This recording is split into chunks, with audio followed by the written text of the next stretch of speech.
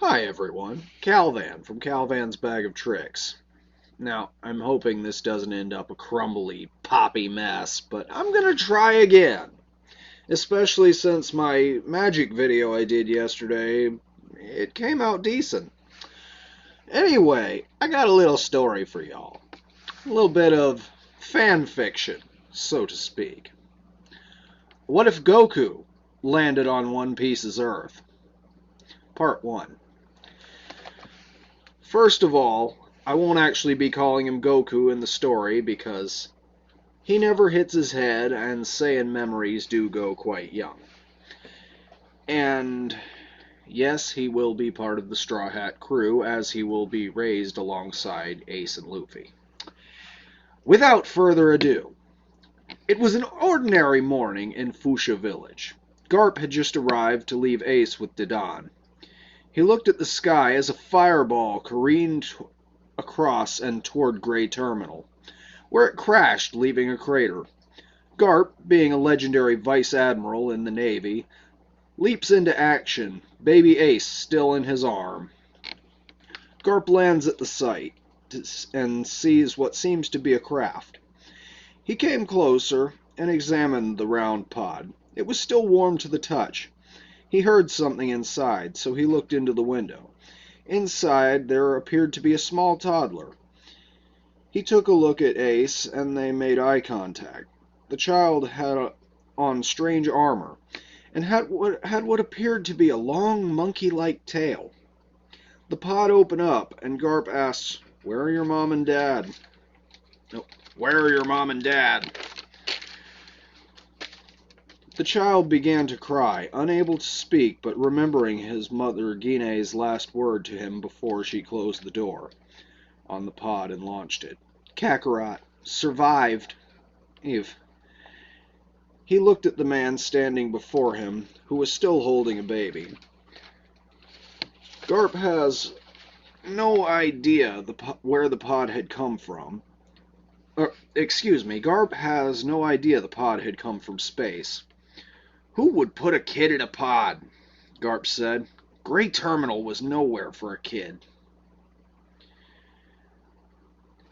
I wrote that wrong, apparently. Happens. He picked Kakarot up and brought the two children to Dedan. He promptly left the island to return to Marine HQ. Time would pass, and the two boys would grow.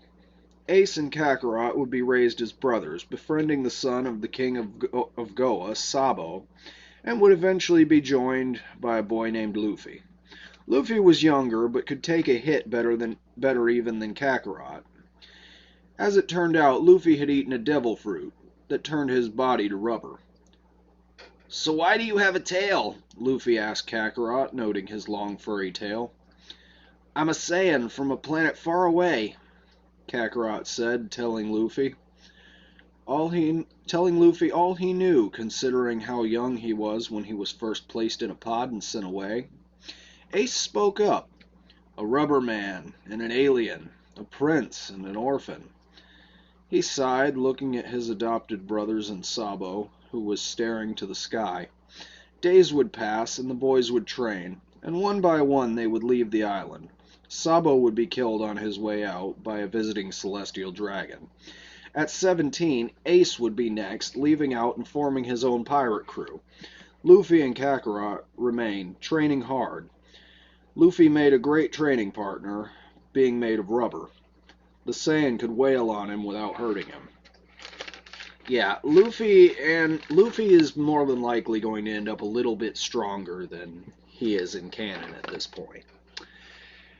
A further 3 years would pass, and it was time to leave. Luffy invited Kakarot to be his first crewmate. Kakarot obliged. Everyone on this island is too weak. One day I'd like to avenge Sabo. And that isn't happening here in East Blue, Kakarot says as they embark. As they make their way forward, a large, olive-colored sea monster penetrated the surface and loosed a mighty roar. "Not this time," Luffy said, throwing his arm back and stretching forward in a mighty punch. "Gum Gum Pistol!" The beast hit the surface of the water and sinking unconscious. The brothers' boat was pushed forward in the wake, and they took to the open ocean and off to the greatest adventure of their lives. They would sail for hours until they came upon a giant whirlpool which began to pull their dinghy in. Luffy, who couldn't swim, climbed into a barrel, and Kakarot flung it as far as he could. It landed well out of the current, and Kakarot jumped overboard, swimming as hard as he could. He got away from the whirlpool to find himself utterly exhausted. His vision went black as he lost consciousness. Chapter 2. Kame House. Kakarot's eyes opened, feeling sand on his back. He was alive. He pushed himself up and looked around. He saw ocean all around, and the tiny island in which he now stood.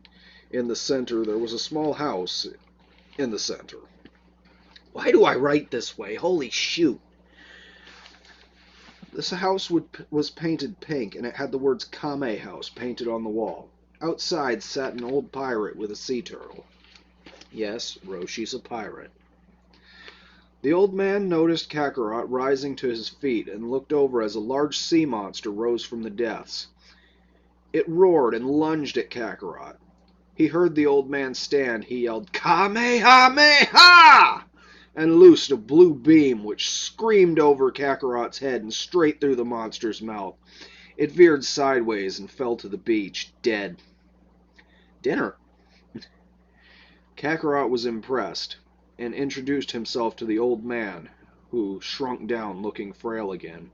I'm Roshi, a former pirate and master of the martial arts. Kakarot's interest was piqued. He'd learned how to fight from Grandpa Garp, but Garp never taught him how to do that. I'm sure Luffy is fine, Kakarot thought as he agreed to train under Roshi.